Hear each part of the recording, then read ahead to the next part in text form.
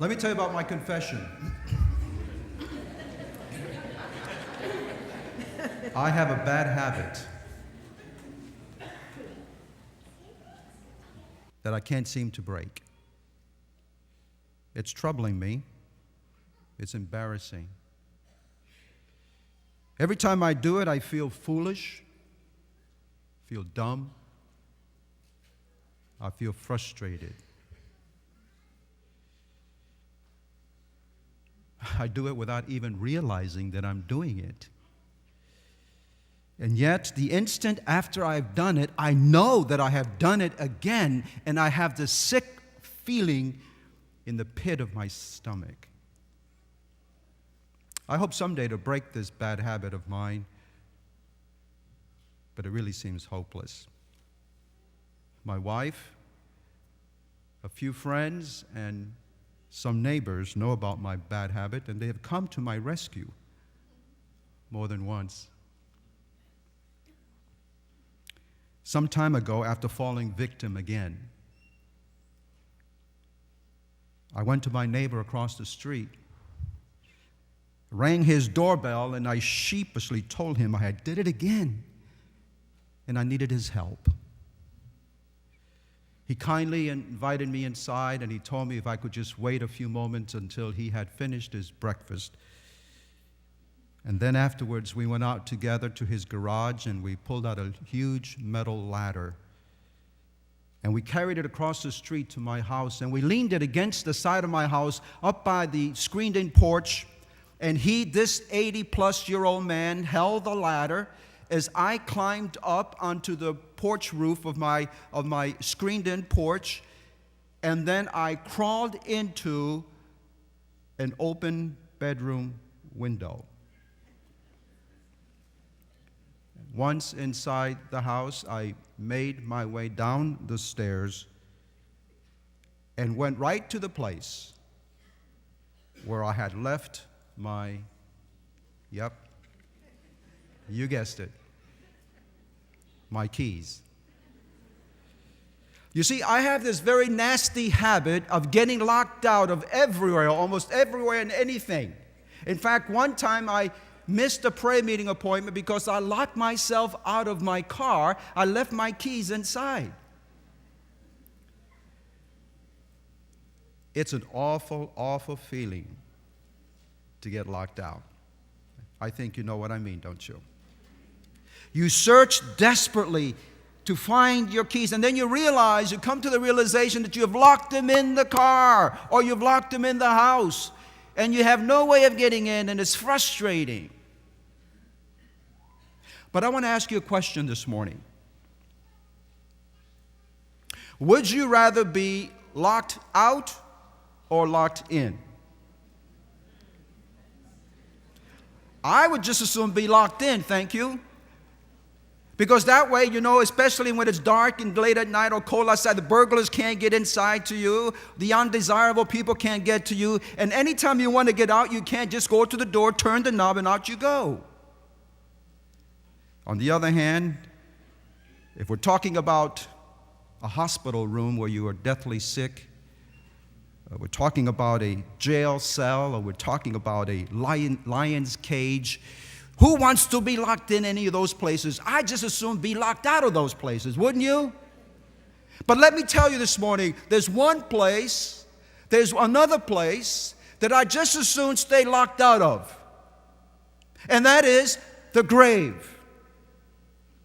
I would just as soon stay locked out of the grave. Nobody likes to think about dying.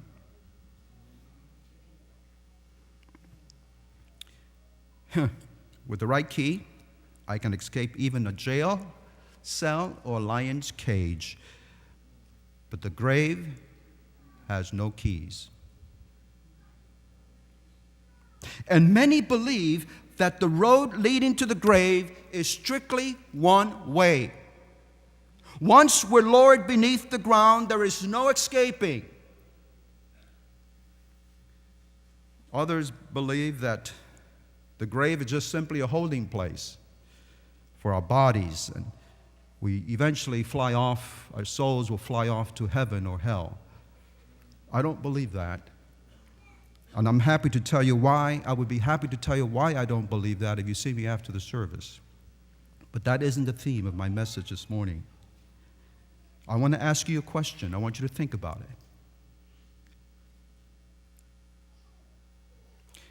Is the grave the ultimate maximum security prison? Once in its grasp, are we and those that we love prisoners forever? And if so, my friends, you and I have been to plenty of funerals. If so, when the casket lid closes over those that we love, there is absolutely no hope of ever seeing them again. You know, some time ago I watched a documentary on the life of Harry Houdini, the magician, noted for his sensational escape acts. That guy was absolutely incredible. Houdini earned an international reputation for his daring feats, and I still remember the most daring feat he ever did. This guy could go free from shackles, ropes, handcuffs, locked in coffins, prison cells, but the most daring feat he did was when he was locked into a huge box, handcuffed, chained with hands and feet, and then the box was put on a huge ship, taken out to sea or close by, and dumped into the ocean, and he had just so many minutes to get out, and he got out free. He was incredible. In fact, some believe that his strength and his skills came from other places much more than his own physical strength. You see, Houdini had made an agreement with his wife that the first to die was to try to communicate with the survivor. You see, for this man Houdini, the grave would be the ultimate escape for him. The ultimate escape. And so from his death in 1926, when he died, until the death of his wife, and she died in 1943, he said to his wife, "Come sit by my grave every year." And so she would go every year, just around Halloween time. She would sit on his grave, waiting and waiting year after year for Houdini to have his grand escape from the grave. He never did. And he never will. He could escape a prison cell, a lion's cage, but not the grave. He did not hold the keys to the grave. And so when Adam, when Adam, the father of our race, when he died at the age of 930 years of age, he went into the prison house of grave, in his own grave, with no keys. He was locked in. Adam had no keys to unlock his own grave. And somewhere his grave still holds him. Neither is the key in your hand, my friend, nor is it in my hands. When we go into the grave, we too will be locked up. Except. And so I say to myself, listen, we might as well abandon all of hope. We might as well embrace despair, were it not for the Word of God that He shares with us today. Marvelous Word of God. And I want you to see it on the screen. And this is Jesus Himself speaking. I've forgotten, I can't get away from here. Is this going to work? It's not on. Okay, thank you. These are the words of our Lord Himself, my friends. Listen, were it not for these words, the grave would have the last word. Do not be afraid. I am, please read with me. I am what? And okay. I was.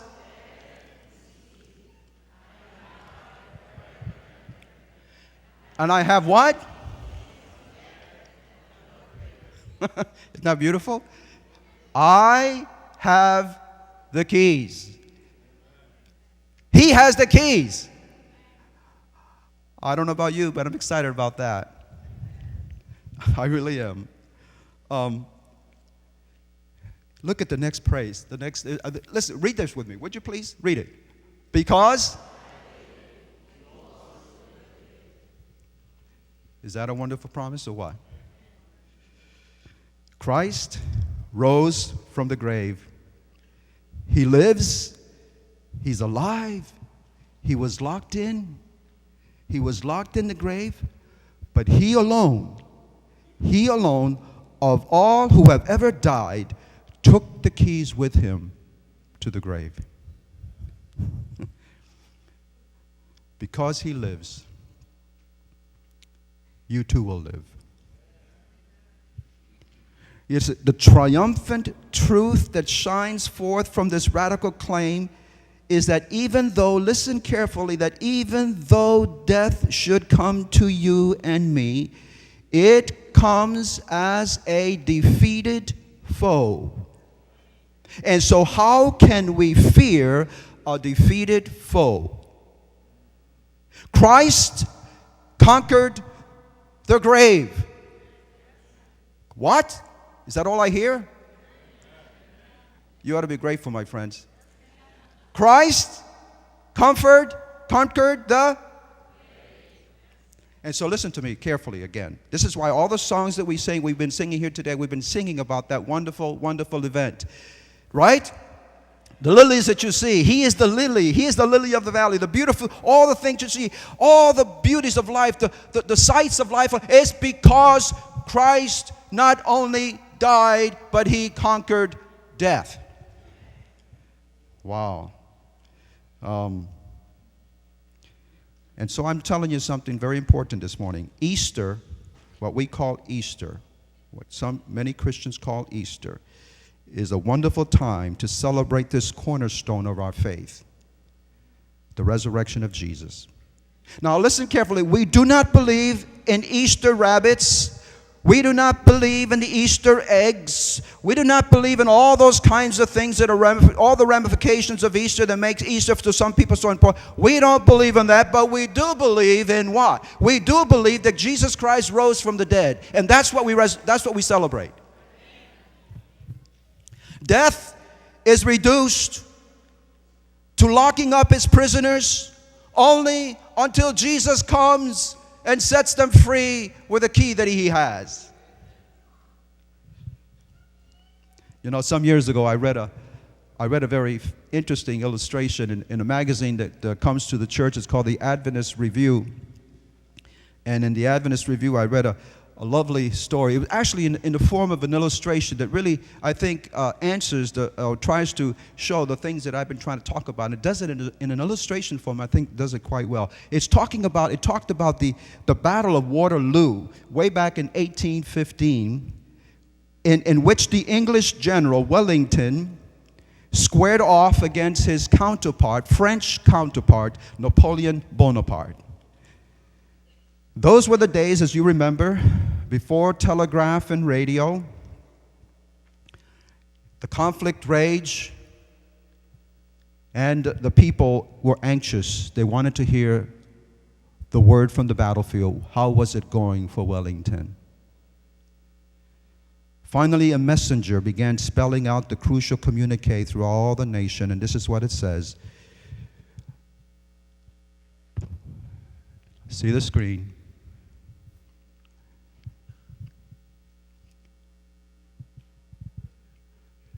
Here it is. WELLINGTON,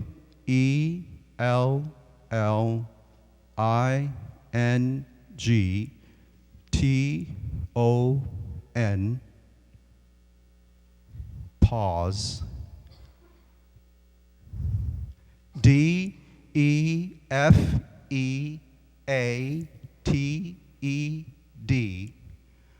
Wellington.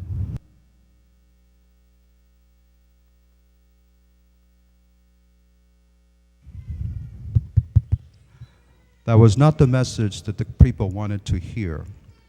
All the city of London went into panic. It went into panic. And the watchers could read no more. All the city of London was gripped with fear because of heavy, heavy fog had settled, and they could not read the rest of the communique. But then eventually the fog lifted.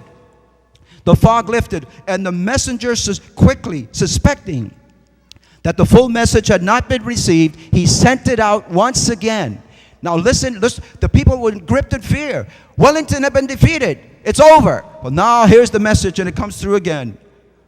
WELLINGTON, pause. DEFEATED,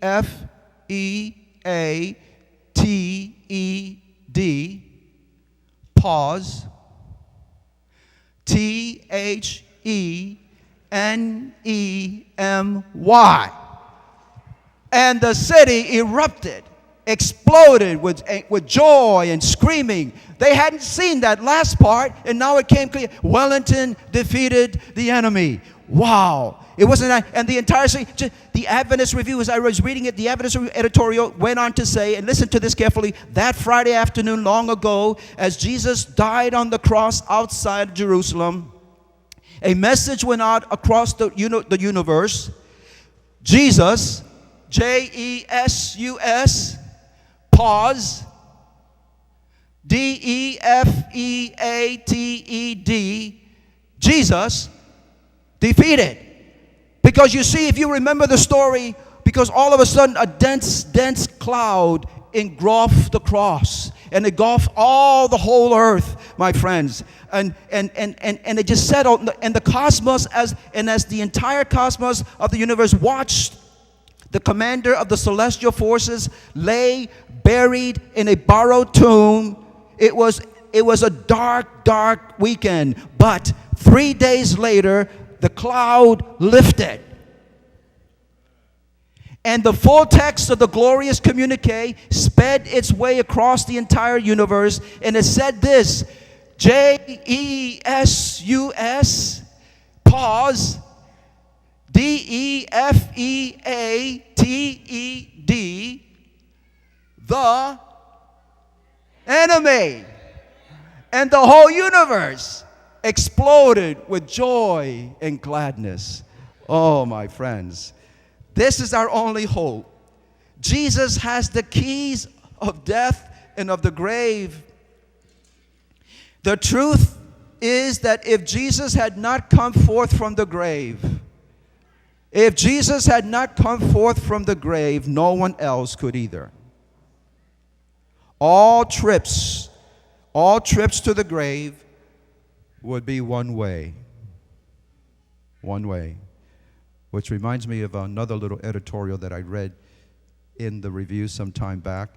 An older couple was traveling, and they wanted to visit an old cemetery where some of their loved ones had been buried years before.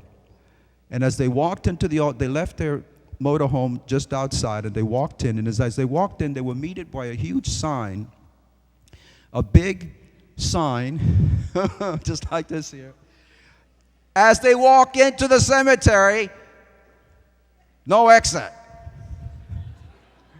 I mean, that's not what you want to see, right? When you're going to a cemetery. But actually, what the sign actually meant was, this is going to be the only road you can get back out. You're going to go in this way, and you're going to come back out this way. But the couple, they say, this is a strange sign. So when they went into the cemetery, they began to read the messages that were on many of the stones, those gravestones, just like I love to do, and perhaps you like to do that too. All these old cemeteries, and they were impressed. They were encouraged by so many of the positive messages they were reading on those stones, and they were so impressed that his wife said to the man, he says, I got to change that sign. And so she quickly comes out. She goes to the motorhome. She finds an old piece of cardboard, and she writes on that cardboard 3 words. And then she runs back and she tapes these 3 words at the bottom of the sign by the post, no exit until when? That's much better, isn't it? That's a whole lot better. I don't want to just no exit. There is an exit, resurrection morning, because Jesus died. All those tombs, not all of them, but some of them will be coming up soon. Listen to me carefully. The most important fact about Jesus' resurrection is what it means to you and what it means to me. When we accept Him as Lord and Savior, you cannot miss those last few words.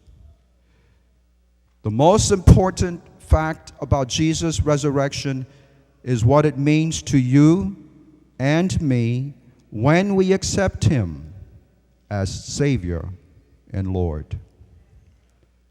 And I ask myself, what does that mean to you? What does it mean to you and me? Well, I have already said, my friends, that the resurrection of Jesus speaks to our human hearts like nothing else can.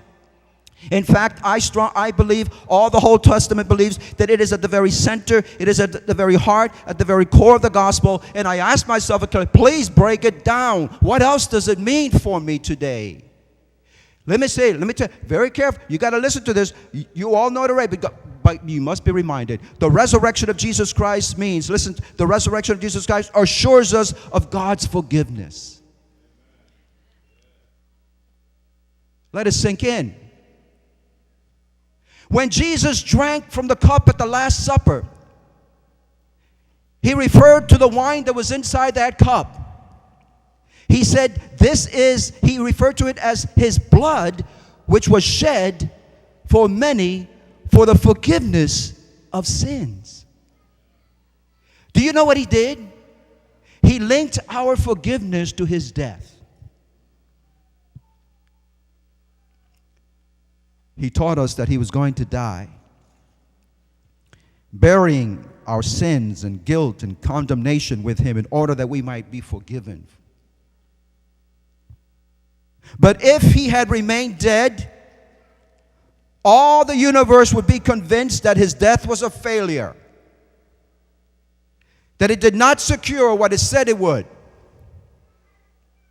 But the story doesn't end there, my friends, because the Apostle Paul says it so beautifully. The Apostle Paul, and if Christ has not been raised, listen to this is Paul speaking, your faith is what? Wow. You are still in your sins. Now listen to this. Then also, those who have fallen asleep in Christ are what?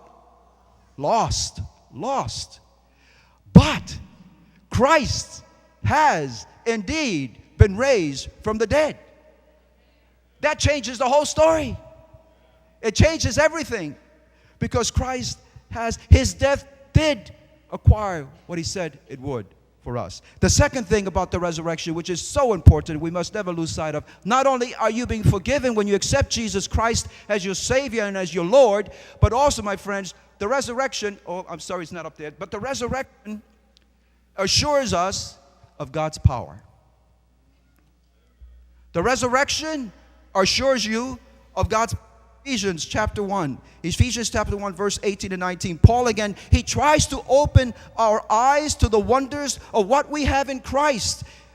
The things that we have in Christ. Listen, Paul is saying, I wish that the eyes of our hearts may be open in order that we may see the incomparable greatness of God's power.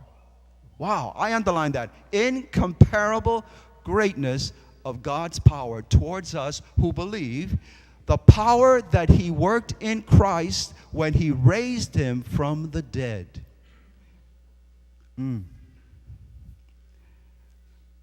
don't know about you, but I have to let that one sink in for a while.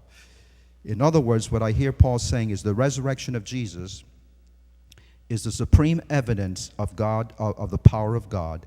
It is the same power that raised Jesus from physical death can raise us from spiritual death and can make us alive to spiritual things. My friend, you got to let that sink in.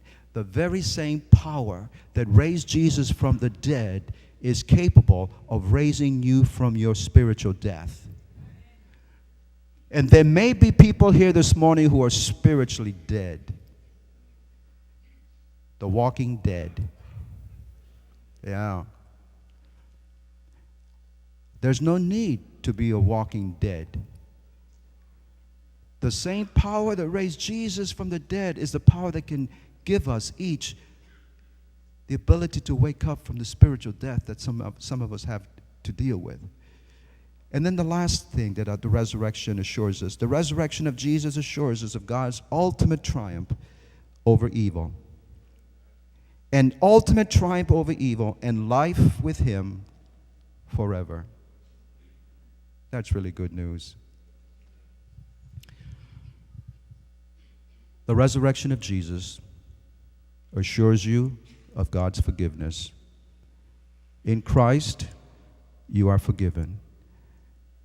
Your guilt, your shame was buried with him, and you have been raised with him. In Christ, he has given you not only forgiveness but power, and then ultimately he will conquer evil in this world, and he will give you and me a life to live eternally with him. I want to imagine with me, if you would, for a moment today, Jesus returns to this earth, and he's escorted by countless angels. Try to imagine, if you would. The sky is filled with a glorious, glorious light, and just before, minutes or moments before, it was full of darkness. It was just darkness everywhere, and all of a sudden, this glorious light pierces the darkness. And above, in that darkness, the sound of a trumpet can be heard in the darkness, and all of a sudden, the voice of Jesus is heard above the trumpet sound, and we can hear him calling out, "Awake! Awake! Arise, you who have died in the Lord." And then you will hear a low rumble and feel the earth beneath you shake. You will feel an earthquake. Headstones will topple. The sod will roll back, and you will see the righteous living come forth from the graves. O death, where is your sting? O grave, where is your victory? We will all cry that out as we make our way to be with Jesus. You see, this is the message. Death, against my will, you may steal away those I love and lock them up in your prison house, but you cannot keep them there. My Jesus will soon be here to set them free. Wow. Do not be afraid. I am the first and the last, the living one. I was dead, and see, I am alive forever and ever, and I have the keys of death and of the grave. Because I live, you also will live. I leave you with these words. Those who have been connected, who have connected themselves to Christ, have connected themselves to his resurrection. Those who have connected themselves to Christ have connected themselves to his resurrection. That's the message of Easter.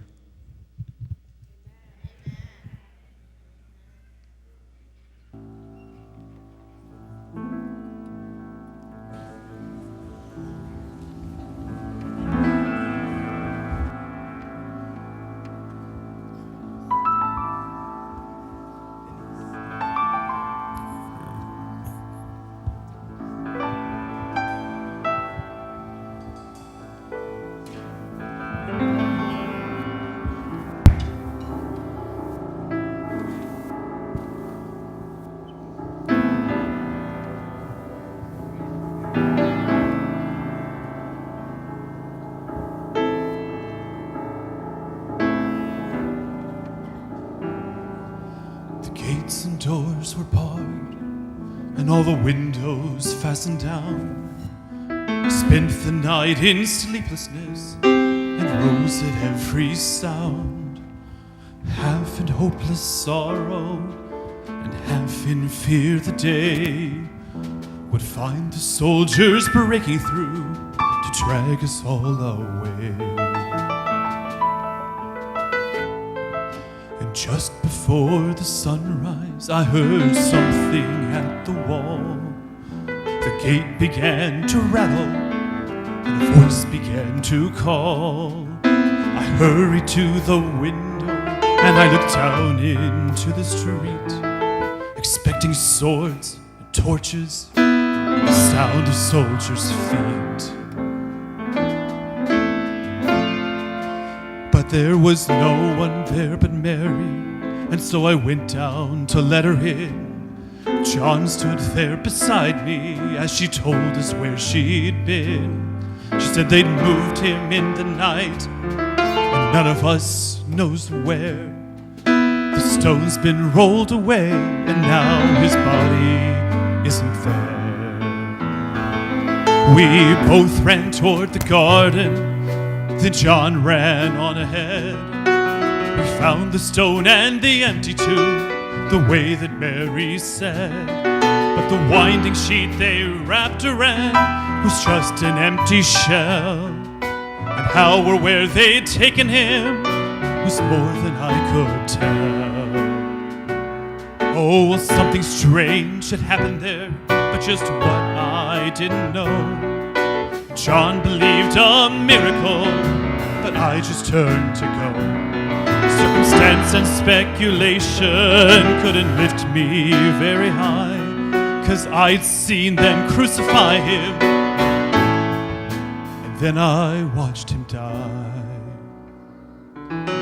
Back inside the house again, the guilt and anguish came. Everything I'd promised him just added to my shame. When at last it came to choices, I denied I knew his name. And even if he was alive, it wouldn't be the same. But suddenly the air was filled with strange and sweet perfume. Light that came from everywhere drove shadows from the room.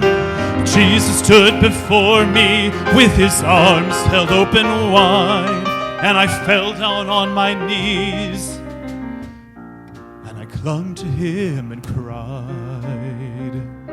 He raised me to my feet, and as I looked into his eyes, love was shining out from him like sunlight from the skies. Guilt and my confusion disappeared in sweet release, and every fear that I'd ever had just melted into peace. Alive, alive, he's alive. Alive, alive, he's alive. Alive, alive, he's alive. He's alive. He's alive. He's alive. He's alive, and I'm forgiven. Heaven's gates are open wide. He's alive. He's alive. He's alive, and I'm forgiven. Heaven's gates are open wide. He's alive. He's alive. Oh, death, where is the victory? Oh, grave, where is thy sting? My Savior rose to life again. That is why I sing. Hallelujah.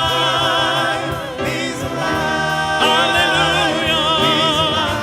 Hallelujah. Hallelujah. He's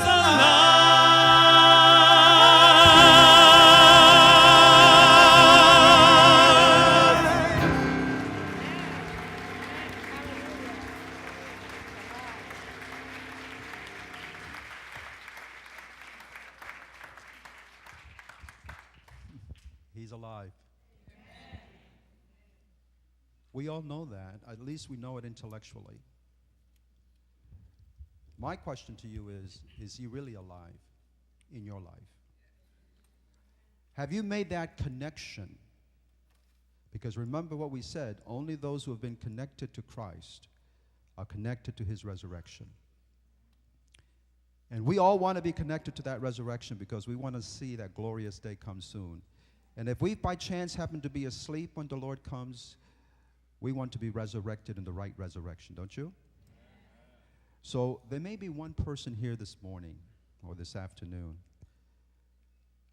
who the Holy Spirit has been tugging away at your heart for a little while because you want that connection with Christ. You long for that connection with Christ, which you may not fully have today. And that's okay. We're all in the process of growing in Christ. If you have never accepted Jesus Christ as your personal Savior, there's no better time than right now. If you have accepted Jesus as your Savior, but you have drifted away, there's no better time than coming back to Him right now. And if for some reason you sense that your relationship with Christ, even though you've accepted Him and you have been walking with Him, has become a little stale, and you know that you need that reconnection, there's no better time than just right now. So I'm going to have the praise team here behind me sing whatever the pianist decides them to sing, or whatever they want to sing. And I want you to think seriously about that. I want you to come forward this morning, this afternoon, because we want to pray with you. Okay? I pray every day for my connection with the Lord, because I realize that it's so easy for connection to slip away. Every day, Lord, I says, keep me connected to you, Lord, because I know that if I'm connected to Him, even if I should pass away before the coming of the Lord, I will come up at the right resurrection. So please, there may be somebody here this morning, and the Spirit of the Lord is tugging away at your heart. You've never accepted Jesus, and you need to do so. Or you have accepted Jesus, but you somehow, somewhere along the line, severed the relationship. Come forward. If for some reason you still need a little reconnection with Christ, this is the time. Please do so. Let me pray.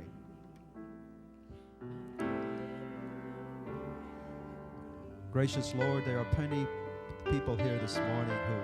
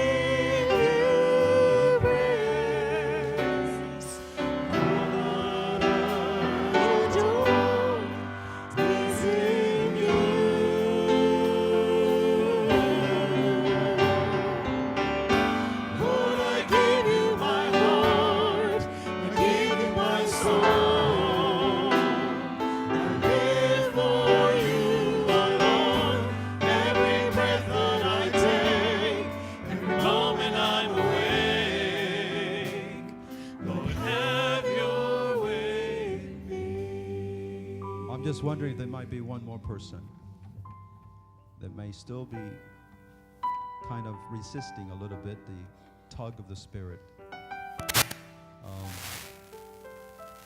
And you really know that you need to really give in. This is the time to do it, my friends. We cannot tell you what tomorrow will bring. Amen. Praise the Lord.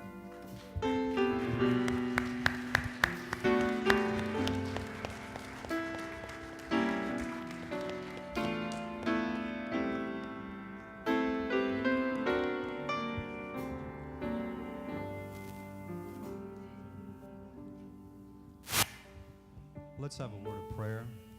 Let's pray. I'd like you to be praying silently for these individuals. You may not know them by name, but please pray for them, because they have listened to the calling of the Spirit, and they have responded. And I'm just so glad to know that the moment that we do that, the very moment that we respond to the voice of the Spirit, and we say yes to the Lord, that very moment, if you walk out this door, my friend, and something happens to any one of you, in Christ, you have life. Isn't that wonderful? Let's pray. Gracious Father in heaven, We are also precious in your sight, but Lord, these individuals that have come forth today, you have heard the cry of their hearts.